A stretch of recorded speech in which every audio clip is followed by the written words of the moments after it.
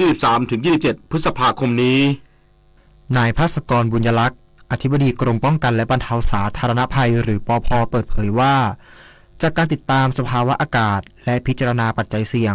ประกอบกับกรมอุตุนิยมวิทยาประกาศเตือนฝนตกเพิ่มขึ้นและตกหนักบางพื้นที่ดังนั้นกรมป้องกันและบรรเทาสาธารณภัยจึงแจ้งปภ.จังหวัดในพื้นที่ภาคเหนือภาคตะวันออกเฉียงเหนือภาคกลางและภาคใต้รวม52จังหวัดเฝ้าระวังสถานการณ์น้ำท่วมฉับพลันน้ำป่าไหลหลากดินโคลนถล่มและน้ำท่วมขังในช่วงวันที่23-27 พฤษภาคมนี้โดยให้จัดเจ้าหน้าที่ติดตามสภาพอากาศและสถานการณ์น้ำในพื้นที่อย่างใกล้ชิดโดยเฉพาะในบริเวณพื้นที่เสี่ยงและบริเวณฝนตกสะสมเตรียมความพร้อมด้านบุคลากรอุปกรณ์และเครื่องจักรกลสาธารณภัยเพื่อช่วยเหลือประชาชนได้อย่างรวดเร็วรวมถึงแจ้งเตือนประชาชนในพื้นที่เสี่ยงภัยทราบล่วงหน้าและอย่างทั่วถึงทั้งนี้หากได้รับความเดือดร้อนจากสาธารณภัยประชาชนสามารถแจ้งเหตุและขอความช่วยเหลือทางไลน์ปภ.รับแจ้งเหตุ1784และสายด่วนนิรภัย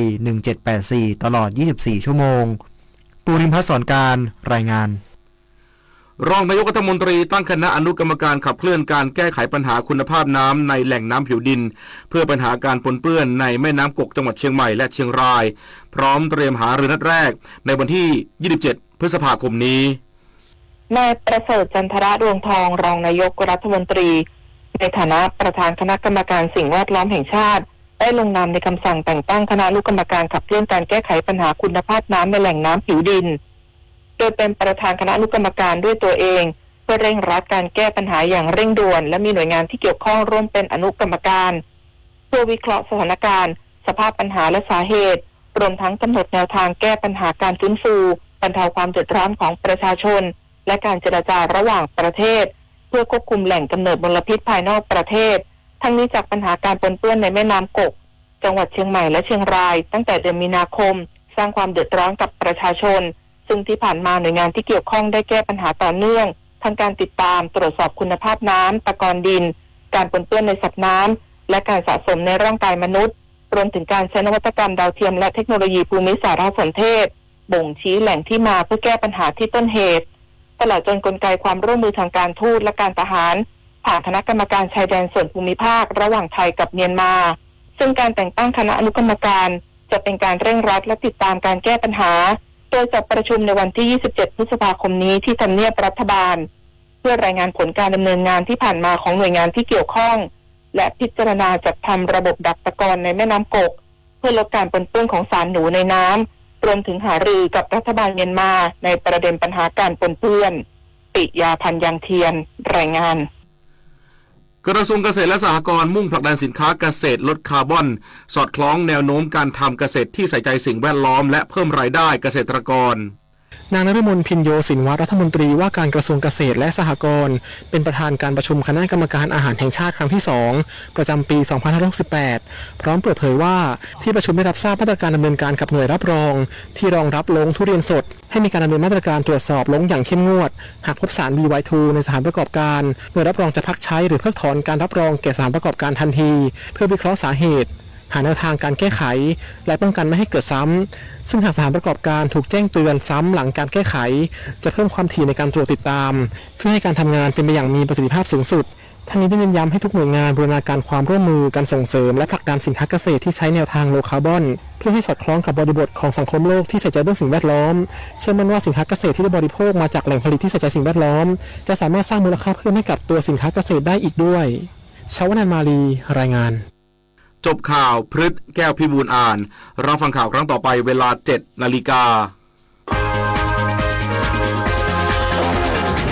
ติดตามข่าวที่นำเสนอไปแล้วได้ที่ www.thainews.prd.go.th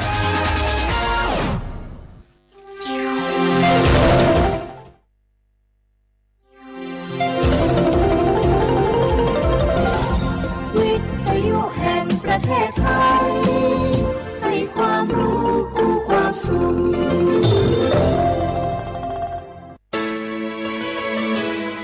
สถานีวิทยุกระจายเสียงแห่งประเทศไทยจังหวัดเชียงใหม่ AM 1476 กิโลเฮิรตซ์สถานีวิทยุภาคภาษาชาติพันธุ์ แห่งเดียวในประเทศไทยที่มีความทันสมัยเชื่อถือได้สร้างอัตลักษณ์กลุ่มชาติพันธุ์สู่สากล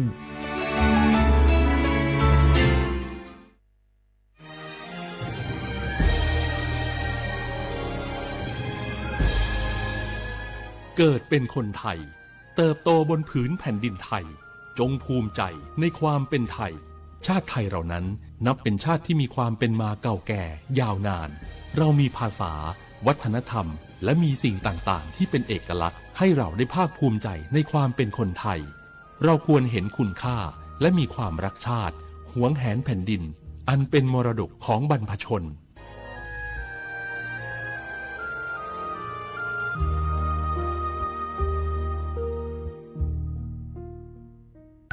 เจ็บป่วยฉุกเฉินวิกฤตอันตรายถึงชีวิตคนไทยทุกคนใช้สิทธิเจ็บป่วยฉุกเฉินวิกฤตเข้ารักษาโรงพยาบาลใกล้ที่สุดได้ทันทีไม่เกิน72ชั่วโมงตามนโยบายรัฐบาลให้ความคุ้มครองสอบถามเพิ่มเติมสายด่วนสปสช1330ตลอด24ชั่วโมงอยากรู้จังใครบ้างนะ7กลุ่มเสี่ยงฉีดวัคซีนไข้หวัดใหญ่ใช้สิทธิบัตรทองได้ไม่เสียค่าใช้จ่าย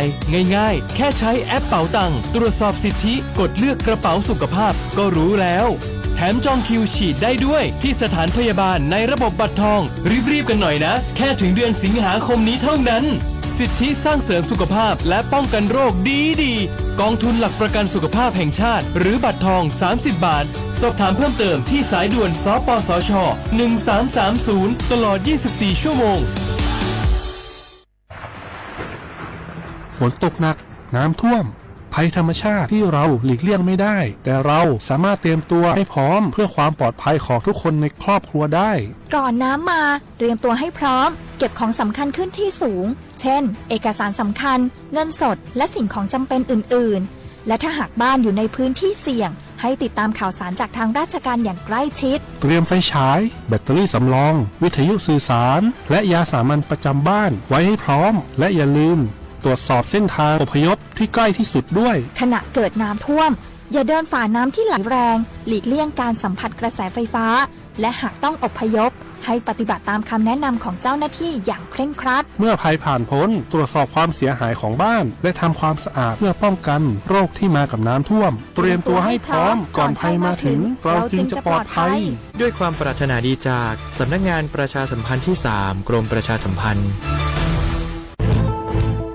เชียร์ว่าบุกอามาสนใจลงโฆษณาทาสถานีวิทยุกระจายเสียงแห่งประเทศไทยจังหวัดเชียงใหม่อาวสถานีวิทยุของบัญญัติยี่เสียคือคือเสืออาทิเยยี่สัญญาณก็คือหุยยาคือยิบเป้งานเที่ยวพื้นที่จังหวัดเชียงใหม่ยัง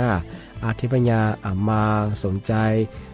ลงโฆษณาเชื่อของบัญญัติติดต่อที่สวทเชียงใหม่ยิบเบอร์โทรบัญญัติคือ053-276-0685อาทิเย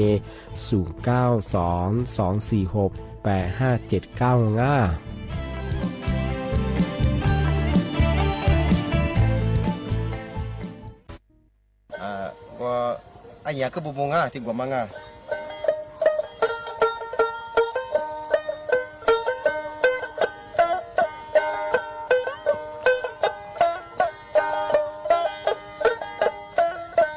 ฉันรักเธอตัวเธอได้ยินไหมเธอได้ยินไหมว่าฉันนั้นรักเธอฉันรักเธอนะไม่มีวันตายไม่เป็นไรฉันยังรอเธออยู่ตัวเก่าได้ยินบ่ตัวได้ยินบ่ว่าเพิ่นหักตาตัวเพิ่นหักตัวนะบ่มีวันตายก็เป็นหยังก็ยังท่าทั่วกันนั่นแหละกูเนนูมาซื้อบ่ละกูเนมายีนาปัสมาก็ว่าเลยหงยาวมา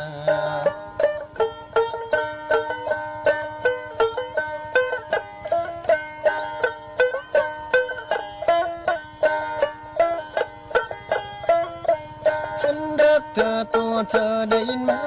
เธอได้ยินไหมว่าฉันนั้นรักเธอฉันรักเธอนะไม่มีวันตายไม่เป็นไรฉันยังรอเธออยู่คนทักตัวเก่าได้ยินบ่ตัวได้ยินบ่ว่า เปิ้นหักตาตัวเปิ้นตักตัวนะบ่มีวันตายว่าเป็นหยังเปิ้นยังท่าตัวเก่าวันนะโคนะโนมาซื้อโนมาซื้อวันนะโคนะมาโคนะมาညီมาฟังอาสิมาโกงว่าแล้วหูยองมา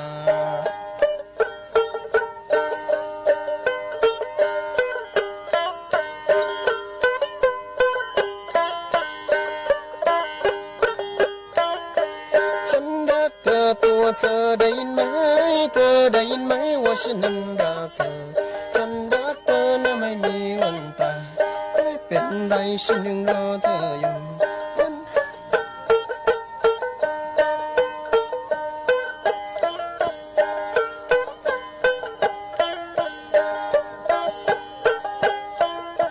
ฉันรักเธอตัวเธอได้ยินไหม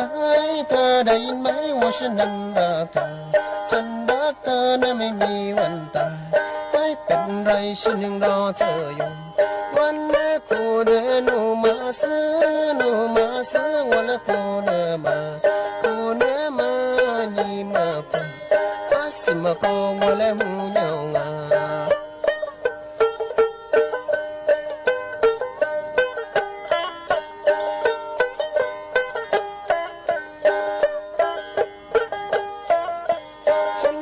เธอตัวเธอได้ยินไหมเธอได้ยินไหมว่าฉันนั้นรักเธอฉันรักเธอนะไม่มีวันตายไม่เป็นไรฉันยังรอเธออยู่วันละโคนะโนมาซื้อโนมาซื้อวันละโคนะมาโคนะมาညီมาดมอาสิมาโกงว่าแล้วหูยองงา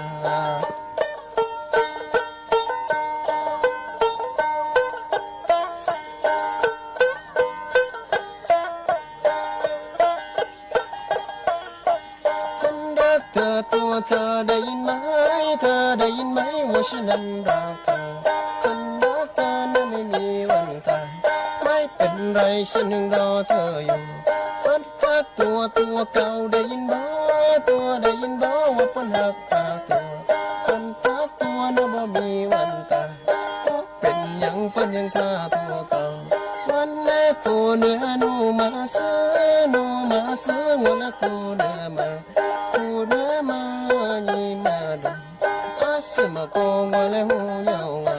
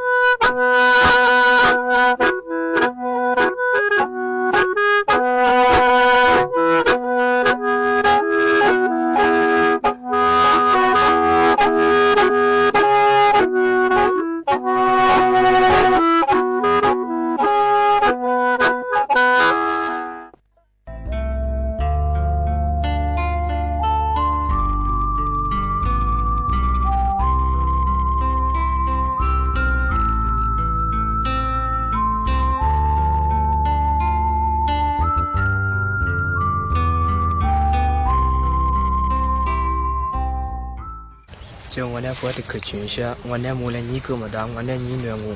你的哥哥完了你的是走。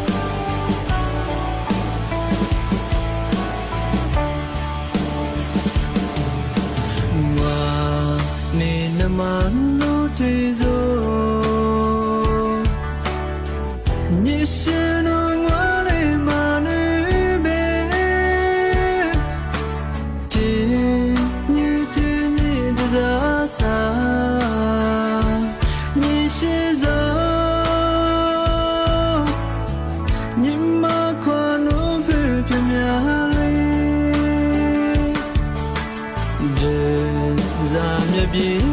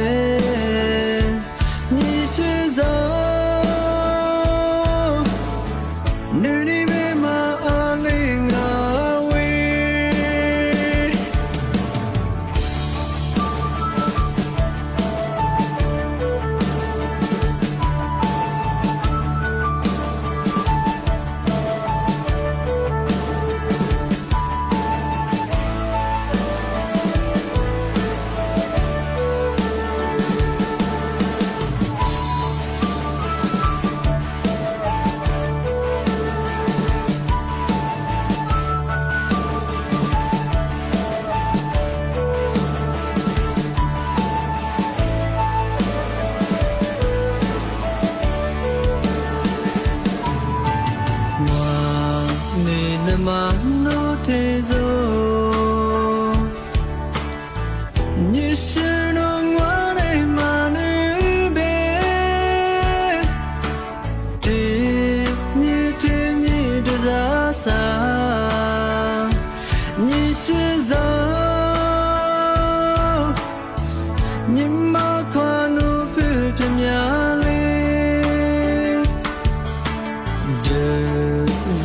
be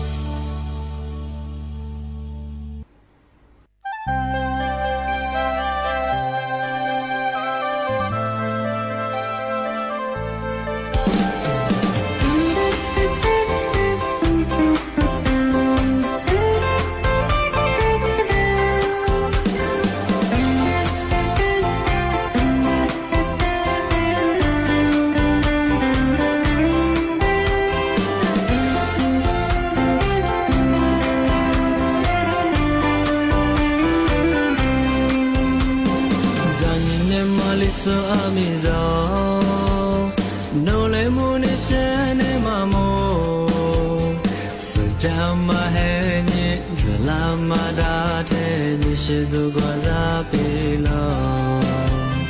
梦里面嘛你是姑姑早梦走过个过贝拉天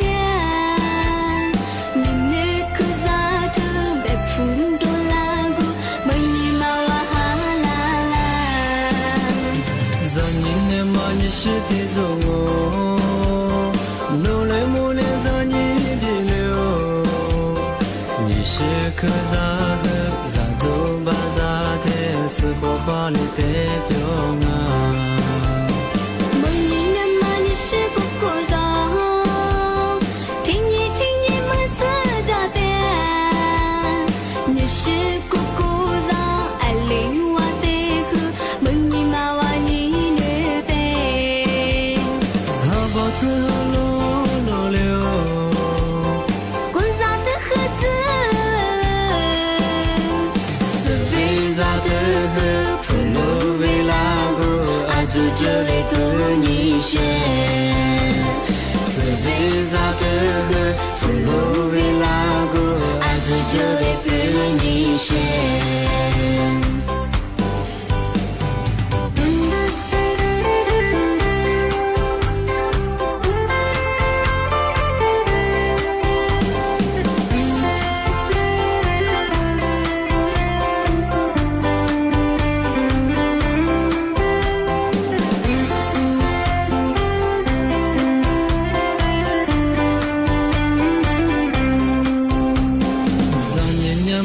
so amiza no le mone shane mamo sejama he ni zela mada te ni shizu go za pela 梦里面嘛你是姑姑早梦走过个过贝拉天你那可咋着别风多拉古梦里嘛哈啦你是地走我努力努力za你比了你是可咋和咋走把咋天是花花里别表啊梦里面嘛你是姑姑早听你梦死咋的你是姑姑早爱领我的和梦里嘛哇你自路路流不咋这盒子是为咋这个普鲁维拉古爱住这里的你些是为咋这个普鲁维拉古爱住这里的你些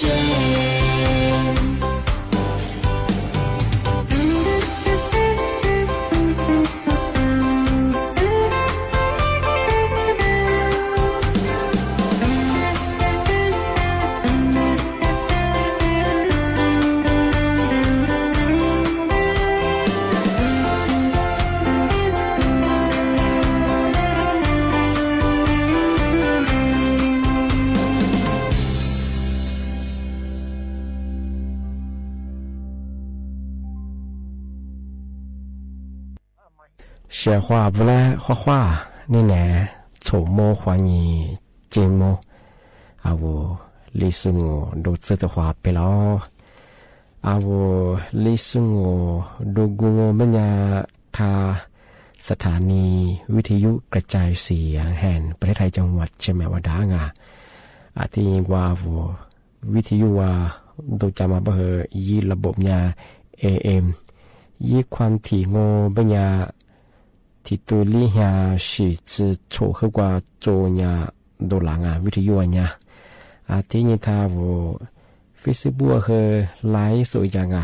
ยี่เพลงของเบอร์สวทเชียงใหม่ AM 1476กิโลเฮิรตซ์ที่ไล่ยางในเนี้ยที่ว่าที่มรอที่ว่านาทีเนี้ยว่านี่นาเนี้ยที่นี้เลยตัวงอที่มรอเบอร์นี่มุขวานี่สามโมดวงนี่เมที่นี้งอปัญญาลิสูอาบังโอปัญญาลีหานี่จืงวานี่ nên mình thì mà hơi rồi nhỉ rồi nhỉ yêu khổ nhỉ tu nhỉ chân hòa khổ nên mình thì mà hơi nàng ngoài nhỉ vô bì bao bên nhà hòa ha nhỉ tư sa nhỉ nên mình thìมาคือวันศุกร์ที่23ไงเดือนพฤษภาคมไงพศก็คือ2568ที่ผมมางงานของงานที่นี่คือเมชิเมนนะปีมาแจ้งเตือนยังช่วงงานมันสยาสำนักงานกรมอุตุนิยมวิทยาบ้านช่วงไงนี่ไม่เป็นเคยหนีจื้อสายนี่นี่ไม่ค่อยเคยหนีจื้อสิ่งยังไม่เคยเอาท่านบอกเคยเมื่อหาได้ที่คือเลี้ยไปถึงไงเมื่อสายนี่คือที่เลี้ยงก็คือที่มาติดเชื้อคือเนี่ยที่เลี้ยไปถึงไงที่ปัญญาว่าภาคเหนือเจภาคใต้ไม่เคยเนี่ยคือจะมุ่งสอบไปถึงไงภาคเหนือว่าปัญญาที่เมื่อหาคือภาคเลี้ยงว่าปัญญาว่าอาจจะจะมาที่นี่ดินสลายไงที่มีชากวยยามามีชาโซยยามาเฮที่กรีน่าเป็นไงที่ว่าจีว่าบาจาโซเป็นไงที่นี่เขาบอกว่าอาจจะลึกฝักที่อาจจะโซอันนี้ก็ลาที่โคเลยก็เลยแบบว่าอาจจะจังว่าเป็นอย่างคือสิ่งนี้คือที่ความยาที่ลีจีน่าเป็นยังไงอาจจะแบบมาคือที่นี่จำโมฟ้าได้เป็นยังไงที่นี่จะสารนี้ความนี้จะสิ่งนี้是ความง่ายที่แบบว่านั้นทะเลอาดามาทั้งหมดจะสุดเป็นยังไงว่าที่ชาวประมงผมว่าความสูงเป็น我就留着จะมาขยันมาสัตว์เนี่ยคือที่เนี่ยจะทำนาแล้วเป็นไงสิ่งพูดว่าคือว่ายิ่งคลื่นทะเลมาคือขึ้นมั่วเป็นไงยิ่งความสูงไม่ใช่คือถิ่นไม่ค่อยยิ่งคือหนีเม็ดสง่าว่ายิ่งคลื่นทะเลมางอที่ว่าคือมีโอกาสเสี่ยงว่าจะจุดแต่ว่าคือจุดพยายามบางว่าคือมาการตลาดบางงานว่าคือจะพื้นที่เสี่ยงว่าจะสุดว่าคือที่เนี่ยทัดเย่ที่เนี่ยฟ้าลาจะไม่ไปช่องงานที่เนี่ยว่า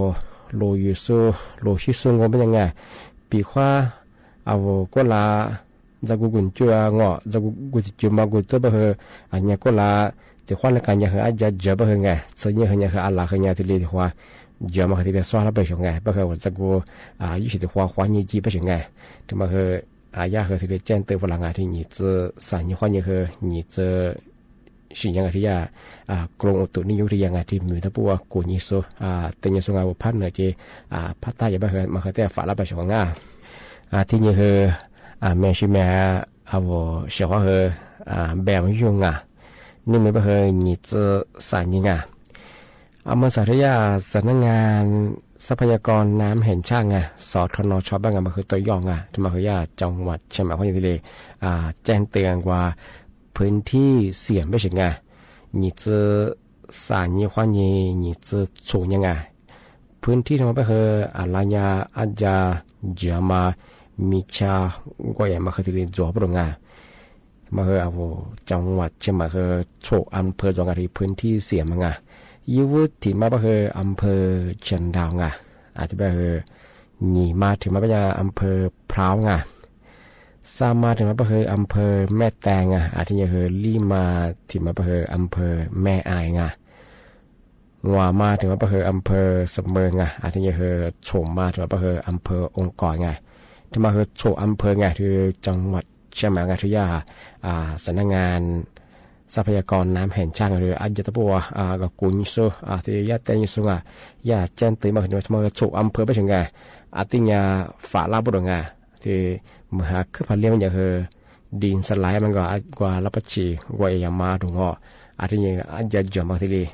กลืนน้ำเป็นไงมาขยะทีเดียวแจ้งเตือนฝรั่งอาจจะแบบมันยาวว่าเชี่ยวข้าวพวกที่โชว์อำเภอธรรมจักรสุโงเป็นยังว่าว่าลูกจิตเต็มแบงว่าอยู่ปัจจัยสุว่าเยลุคุปัจจัยจักรสุบคืออาทิตย์ฝรั่งอาทิตย์จามโมบริจาคงานมาคืออันนี้กุลาติดคนไปคือน้ำท่วมยังเป็นยังไงสิ่งที่คืออะไรเนี่ยคือตัวที่จอนรับรู้ง่ายอะไรแบบว่าจะซื้อจะมาโลจูสูลึกคือจูสูมากกว่าน้ำกว่าจะมาจุดกว่ายี่ที่ฝาตายี่ก็ตาเป็นไงช่วงแบบมันน่าจะโนสัญญางานนิ่มขึ้นมาอาจจะจุดแบบว่าจำมันน่าช่วงแบบว่ายาที่แจ้งเตือนแบบว่มาคือแต่ฝาลาแต่วันเพยังไงที่นี่จะสารยี่ห้อนี่จะโจยังไงที่มาคือโฉอำเภอกระยาถือเจนตีฝรั่งง่ายเพราะว่าสุดแปรเฉพาะที่ได้ปีนมาง่ายเฉพาะง่าย ta thi ni thi ma the sha he nga na za phya za ta po he thi ma pi ma chen te yi sha ngaมสากระทรวงสาธารณสุขเนี่ยที่นาตะปัวกว่าชิโซยาจิโซกะยาแบบมองบ่เฮอาวประชาบราเฮตมาแจ้งเตือนยิชาบ่ดงาเมื่อฮาลิจังโอบัญญานาธรรมาอักเคญาซามวามาเฮฝาราบ่ดงาธรรมยาเฮไข้หวัดใหญ่งาเมื่อฮาลิจังโอบัญญาด้วยความชื้นงากว่าหมดชาติเกินหมดซุบะเฮเมื่อฮาลิซะบ่เฮงอยีเชลลมาเฮว่าซื้อยามาเฮซื้อสาเหนือสาบดงาอาทิบัญญาเฮชของามาเฮญานาธรรมะเฮเคญาซามจัวบดงาอาทิบัญญาเธอยากรมควบคุมโรคงานเธอนาธรรมะจิโซกาสุบะยาแบบมองไปเฮซึ่งนี้ติดควงาเธอที่5ข้อนี้เมื่อสัตว์ซึ่งยิ่งกว่านี้ตัวนี้ชุดเฮโคซึ่งติดควบไปเฮเธอยาไข้หวัดใหญ่ธรรมาเนสูนาสุบัญญาคือ330,000มาสุดเลยเหนือเลวบดงามีอายิงโอบัญญาโวจันเนติเป็นมีหางาที่นี้ผู้เสียชีวิตไงจนนามันเหนือสูเชื่อมาคือตัวเฉยไงชื่อของเราบัญญาคือลีวังมีอายิงโอบัญญาที่เราผู้สูงอายุไงว่าโวชมโมที่เป็นแบบมีอาชีพไงคือไข้หวัดใหญ่มันหนึ่งเลยบางไงที่ยิ่งกว่าโวมีโรคประจำตัวจุสูงไงที่โวชมโมน่าจะพิจารณามีอาสูงไงน้ำมีอาสูชนมาเข้าสูงไงทำไมเจ้าโวผู้สูงอายุยังไงที่ยิ่งผู้มาเคยมีอายุคือเชื่อมาเคยมีอาชีพไงลิวัดเสียของไงที่แบบงงไม่ยาสารสุดไงแนะนำยังไม่เคยไงเที่ยวมาสั่งเมื่อฮาริจ้าไม่เคยไงไข้หวัดใหญ่มาเคยที่เรียนหนึ่งสาปุโดเชื่อมช่วงไงว่าในสิ่งที่นี่คือฉีดวัคซีนไงลดอาการความรุนแรงมาที่นี่คือลดเสียชีวิตไงในสิ่งว่าสิพักการะโง่เป็นยังไงของไงปีขวานโนไข้หวัดใหญ่พันหนึ่งหรือเปล่าขึ้นหนามาเคยดึกยามันน่าเชื่อไงที่ยิ่งว่าเชื่อมาสิ่งว่าเชื่อมาสิ่งที่ดึกยามาปีไม่ถึงไงที่บ้านเรายิ่งในสื่อวัคซีนไงที่ไข้หวัดใหญ่มายิ่งหัวก้ารับรองไงมาหมอว่าก้าสุดบ้านเคยยิ่งหัวก้าราชวงศ์ที่มาเคยถึงมาปีมาสุดยอดชาวงานที่ยิ่งที่เราในสื่อวัคซีนที่ยาคุยอย่างว่ายิ่งเปิดก้ามังฮิปฝือบุญใช่ไหมคือชีบุจงปีขวาที่เราชีบุมาประจำของปัญญาโนยิ่งในสื่อวัคซีนไงป้องกันไข้หวัดใหญ่มายิ่งก้าชงของชีบุของปัญญาที่เราบอกว่าจะเมื่อก็เดือนนี้เตจสูดงที่นี่ผู้สูงอายุที่นี่ว่าโรคประจำตัวจูสูดงที่นี่ว่าก็เดือนก็มีมาบิดสูพิการถึงที่ผมไม่เคยยิ่งในสื่อว่าสิ่งที่ก้าชงงชงทำมาคืรัฐบาลเขาเนี่ยที่จิตกลุ่มเสียงมาคือในสื่อว่าสิ่งใครว่าอย่างมาคือที่เปิดที่ก้าแบงทำมาคือทำมาปีมาเช่าชงว่าชงแบงยุ่งปีว่ามาในสื่อว่าสิ่งทำมาพักก้าเราก็ไม่ยังปีว่านมแบงแบงนันทำมาบรรพันธ์เลยบ้าคือติดก็ยังมาช่วยแต่ก็ยังมาหนาบรงดูภาพมาก้าเราบ้าคือหนวดก็ยังพันเลยบ้าคือก็ยังช่วยก็ยังหนาบรงอะไรบ้าคือพอมากระลาบ้าคือมีความเสี่ยงคือเสียชื่อเปรี้ยวบรงปีขว้าในสื่อข้าวไว้ทำมาพักกระลาบ้าคือปีขว้านุ่งว่าพันหนึ่งเลยบ้างคือติดก็ยังมาช่วยติดก็ยังยากก็คือติดก็ยังมาลุ้นในบรงที่นี่คือโรคการเสียชีวิตมาคือที่ดีน้าบรงมันยากคือที่เรียนในฝรั่งแล้วบ้าคือเหมือนฮันลิจะบ้าคือนาธรรมขยะที่นี่ศึกษาบ้าคือมาอะไรกว่าเจริญหลักส่วนอย่างกว่าแยมแบงว่ากัจจัยมีเยอะไงนักการเมืองมาเคยแต่ขอทอดรังยาแบบเคยมีอย่างเดียวยุบบุฟันหนึ่งเป็นอย่างที่คุยเจว่าเรือนจานไงดอกคูเบียเจดีคุยแบบเคยหลักสูยุบบุจะแบบเคยนั่นมาเคยอยากขึ้นอย่างที่เหนือสาวบทงานแบบเคยมาเคยแต่จำหมดของงานมันก็เยอะมากกว่าเชียงงานมันฮันลิจะแบบเคยนาแบบเคยไข้หวัดใหญ่เลยมันงอกไข้เลือดออกลงโควิดนั่นคือตัวเชียงรายก็คือมาคนเดิมมาดูแลสุขภาพเยอะไงช่วงง่าอาจจะไปคำภาษางานแต่ละคือมึงกว่าที่ขวาเกิดนางงานช่างทำกฎนางงานเนี่ยปกครองจุดละขวางง่า เ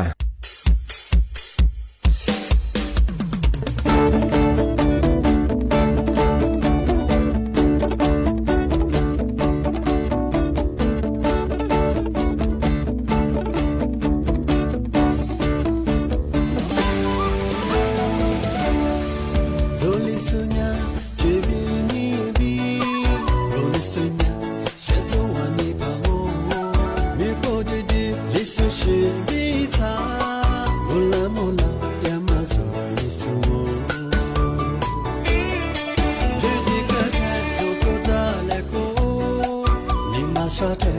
mi ku le ko to sa to bo ta be le ko ni ni ko be lu be mo ta be le ko ni ni le ko nge ba do ba du lu yi ma zo ni su shi a mya bi ta wa du ba tia lo pe kwa tia mi se li su be ni zo nya ti li su zo li su li su li su le bo zo kwa ta se le pe ko se mi ja ti le li su ka mi zo sa pu da le li su shi be ge zo chi tu le zo zo chi te zo ni de le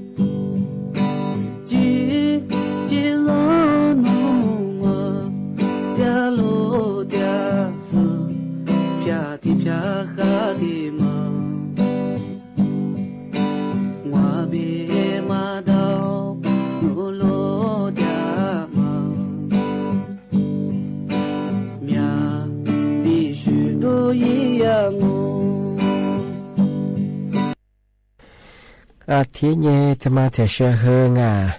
covid na ra quan tâm bộ đã thầm mà bị mà sự chuyện sang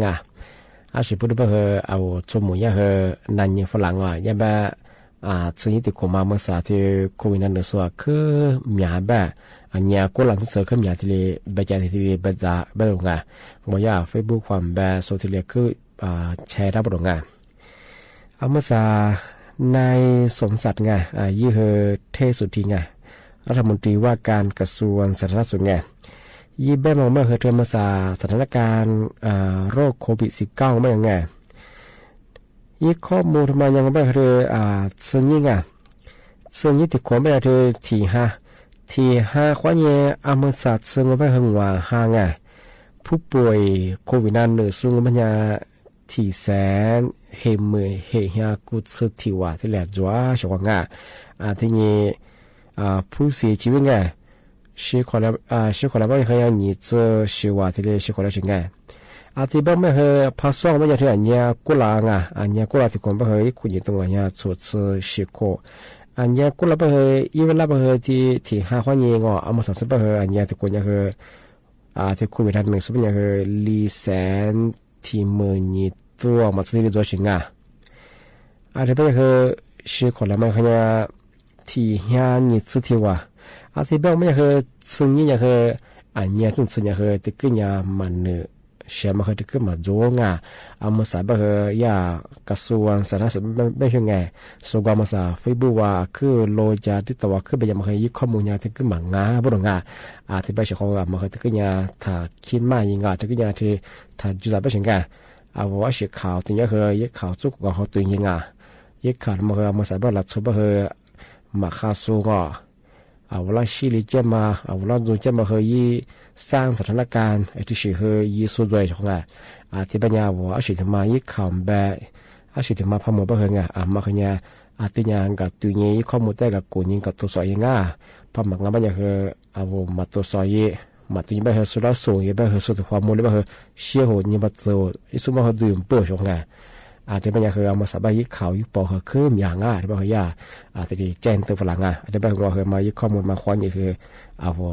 เชื่อว่าถึงมาที่ปีมาที่สุดช่องที่ปัญญานี่เนี่ยเคยนั่นละปีมามาเคยที่แหลจงว่าเชื่อว่าถ้าวิทยุว่ายิงน่าจะสู้ที่ถ้าว่าไลฟ์สวัสดีสุดเลยคือบ่มที่ปัญญาจ้าที่มุนว่านี่มั่วว่านี่สามมั่วคือที่ความมุนหลายความเล่นแล้วรายการลิสงโหประกาศกุบทาจิ้มใหม่สถานีวิทยุกระจายเสียงแห่งประเทศไทยจังหวัดเชียงใหม่วัดดุจางเนี่ยบ่เคยสมมุควานีเจโมด้วยที่มุแล้วไม่เคยหนีมุควานีสามโมที่นี่ควานีเนี่ยเจอที่นี่ต้องที่บ่เคยนี่เนี่ยเคยนั่นละเคยทัศน์เดี๋ยวเราเที่ยวว่าชื่อเขาว่านาสุดตีสุดละเคยคือบ่โมข้อคว้าสวัสดีครับ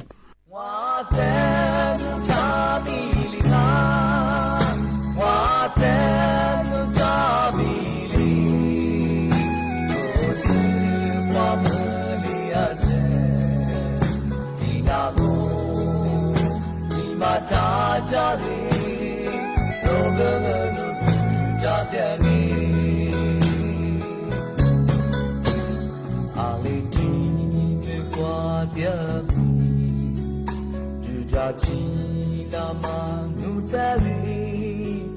mi ti su mi ti li nu sa li mi pa drama do sa pya chi se nu sa a za za pa dra ha bi mwa ma a li bi nga na sa ma mu ba ma mu ma psu na家别来，人家傻的忙不来。我的路扎米里我的路扎米里，如果是花木里的你拉我，你把家家里，罗个路家的你。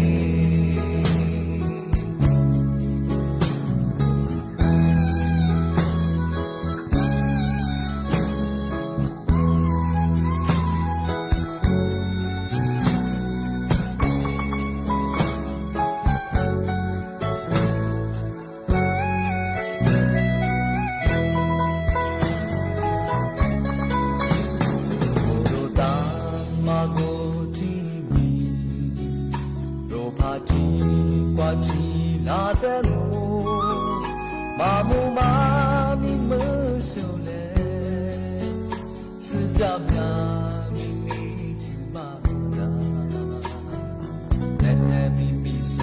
的木拉阿咪，对着吉呀玛呢里乌，路明我吉里是家的我，不挂咪不阿古嘞，路呀我不在我我，我的路扎咪呀。